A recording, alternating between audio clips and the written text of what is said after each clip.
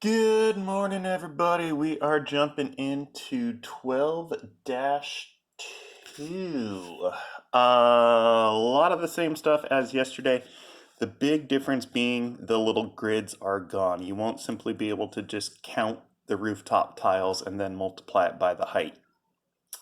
Also, what I want to do today is it's going to make it a little bit more difficult today, but it's going to make tomorrow's assignment a lot easier. I want you guys to keep using that counting the ceiling tile method and then multiplying it by the number of floors. And today, without being able to see the individual tiles, what we have to do is train your eyes in order to see it. So reviewing from yesterday, all the lines going in the same direction. So this side right here, that has a measurement of 3 inches, right? That means all the lines going in the same direction also have a measurement of 3 inches. And this, same direction, therefore 3 inches. This side right here is 4 inches. And this one right here, of course, would be 4. And this one here would be 4. I know this sounds stupid, but trust me, we need to train your eyes, and you will see why when we get to it tomorrow. So if this is 2, that means that this right here is 2, which means that this right here is 2. So now that we have that, I want you to concentrate on our ceiling. Our ceiling is right here. It entails this side and this side. Let me just shade our ceiling in, right? Clearly that's our ceiling. So what 2 numbers would make up the ceiling? Well, that's going to be this line right here, which we already said matches this, so that's the 3. And we have this side right here, which matches this one right here, so that's the 2. So in order to solve this, to find the ceiling, we're going to do 2 times 3, which is 6, and then the only one that's left is how tall the building is, so we're going to multiply it by 4 stories. So 2 times 3 is 6, times 4 is 24. Now, if you get help from your parents, or if you're just looking at this and you're trying to find a shortcut, oh man, I can just multiply the 3 numbers together in any order and it'll give me the correct answer. Yes, you are correct. That will work. It will make tomorrow harder. Just trust me on this. Take an extra 5 to 10 seconds per problem. Identify what your roof is. Identify what 2 numbers you need. And then do it that way. And tomorrow will be a piece of cake. All right? If you do it the quick way today, you're going to really struggle tomorrow and you're going to spend a lot more time on your math homework over the next 2 days. Got a second problem here for you. So without me drawing in, what 2 numbers make up your roof? Is it 2 and 3, 2 and 7, 3 and 7? Which one is it? Again, I find coloring it in helps. So that's my roof. All right, well, what lines are touching your roof? Well, this one here. What line is that? How long is it? It's this one right here. So that is 3.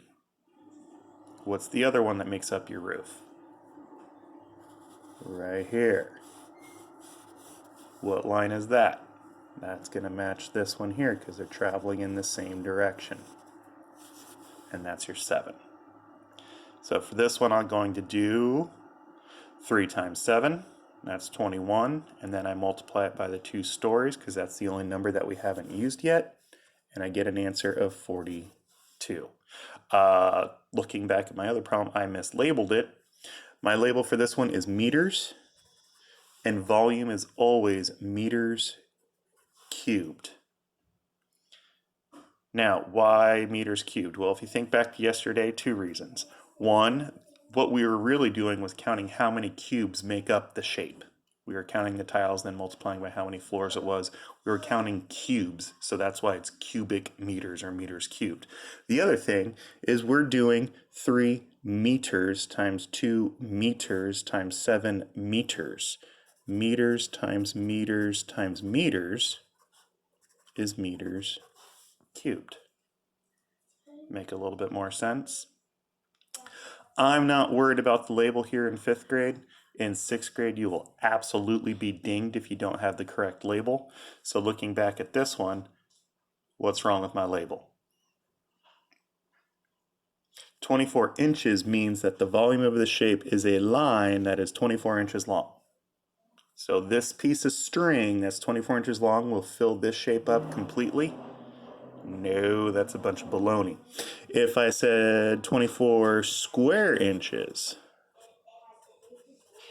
I'm saying if I cut out 24 of these little squares right here, oops, I'm off the paper, cut them out, 24 of them, that would fill up this shape.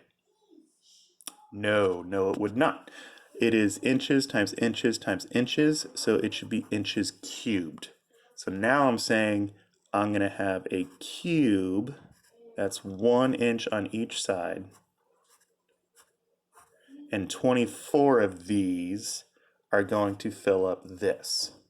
That's why the label is so important. But you guys are learning volume. I'm not going to ding you. Next year they absolutely will, so just get used to it now. One more for practice. What is your roof? What two numbers? If you can see the roof in a split second, go, oh yeah, I multiplied these two numbers, you're good to go. If you're looking at this and you're like, I'm not quite sure, it seems foolish. It seems like, gosh, this should be so easy. What's the problem here? Every year I teach this, I would say about half the class has a very hard time picking out the two numbers that make the roof. If we just keep doing it and keep trying it, you're going to get it. So don't worry about it if you're not getting it right now. You will. So our roof, color it in, just makes it a little bit easier to see. That's going to be this side right here. What else is traveling in that direction? This 6 right down there. So I know that this side is 6. Here's my other side. What's traveling in that direction? This one down here, I know it's 4. So I'm going to do 6 times 4. That's going to give me the roof. And then I'm going to multiply it by the number of stories. That's just the other number that we haven't used yet. That's going to be our buddy, the 8 right here.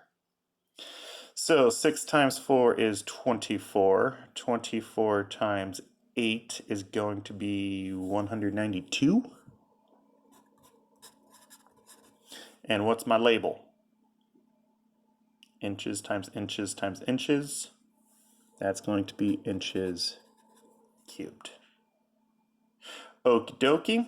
Hope that makes sense. If not, you can always ask me or Mrs. Pepper your answers. Look at me remembering everything today.